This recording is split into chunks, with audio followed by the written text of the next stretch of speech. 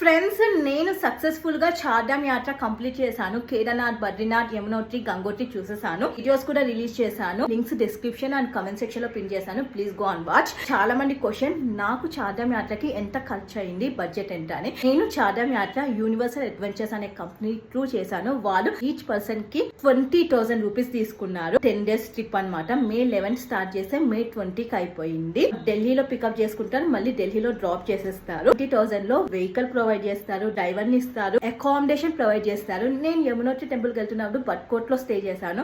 Hotel room వాళ్ళే provide చేశారు. హోటల్లో ఉన్నప్పుడు బ్రేక్ఫాస్ట్, డిన్నర్ కూడా వాళ్ళదే అనమాట. కొంచెం ఎక్స్ట్రా ఖర్చులు ఏవైతే ఉంటాయో అవి నాకు అయ్యాయి అనమాట. సో టోటల్ నాకైతే 23,000 to 25,000 బడ్జెట్ అయింది చార్ధామ్ యాత్రకి.